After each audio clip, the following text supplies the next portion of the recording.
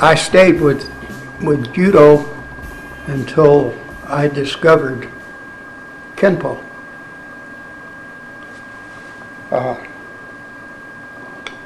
When I came back to the United States, I got into the California National Guard, and my INR NCO was a man named Jim Grunewald. He was a lightweight. He fought very well, and I came to the conclusion that his art was probably a step up as far as judo was concerned. It was a lot more destructive than judo. I went to brown belt with Jim Grunewald, and during that period of time I had a close friend that I was his instructor really, and he knew a guy named Dave Hebler, who was one of Mr. Parker's black belts. He was the 4th black belt that Mr. Parker promoted. Dave Hebler was a good fighter. I was a brown belt when I started with Dave Hebler, and within a couple of years I made black, and I was tested by Mr. Parker.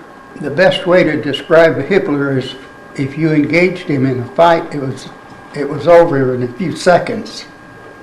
And when he hit a man, he went down. Dave and I became close friends. We opened a school together in Glendora, California. The school was very successful, and he pretty well let me, because of my judo background, I could really handle most of the guys in Kenpo. They never quite understood it. I got along good with Mr. Parker because his first art was judo. He was the first one to teach karate to the open public in the United States, and the first man to have an open tournament between the different schools. All of this was all secluded and stuck back in the shadow until Mr. Parker came in. Now, this open tournament that we had every year was the first in the United States, and Mr. Parker had a lot of firsts. He was the first man to be promoted by all of the other systems put together. He picked out his own organization, and I was one of the first few. He traveled a lot all over the world, to China, to Russia, to England, and we traveled with him.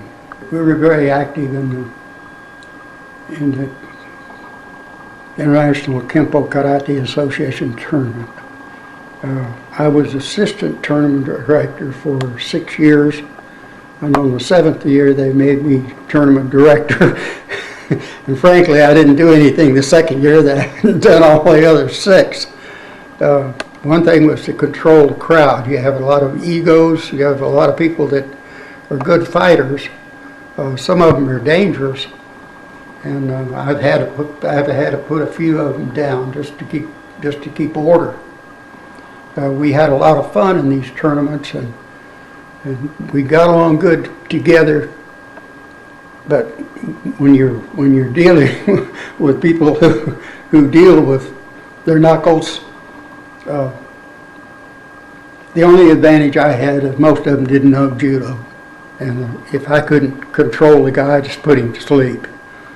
I don't mean to knock him out. I mean to render him unconscious by cutting the flow of blood off to his brain.